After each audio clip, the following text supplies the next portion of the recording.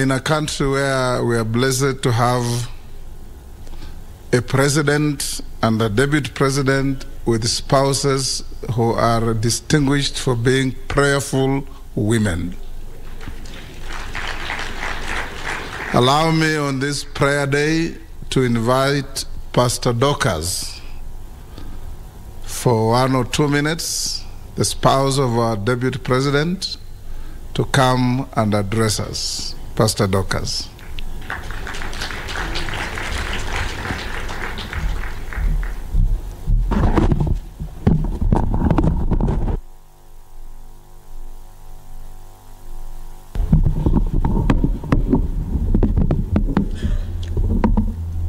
Our dear President, all protocols observed, good morning. Praise the Lord. I am really excited today for this prayer breakfast because the Lord says you pray without ceasing, being thankful for one another, praying for one another.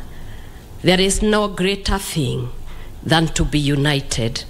In Genesis 11 verse 6, it says that there were these people who built a tower and they were united. They spoke one language, they were speaking in one accent, and it made God to come down from heaven, because whatever they had decided to do would succeed, but they were doing it for the wrong thing. But if they were doing it for the right thing, then nothing would be impossible for them.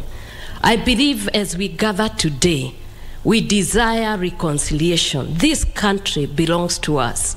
We are commanded by our God that if you don't forgive one another, even the Father in heaven will not forgive you.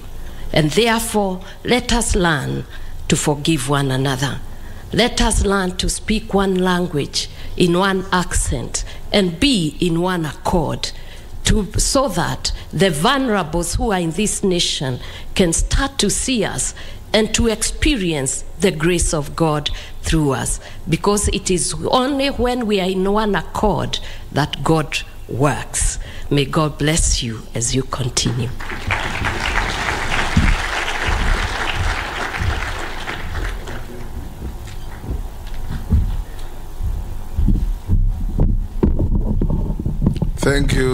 Thank you, Pastor Dorcas. My brother Rigathi doesn't need to pray, you always pray for him. I now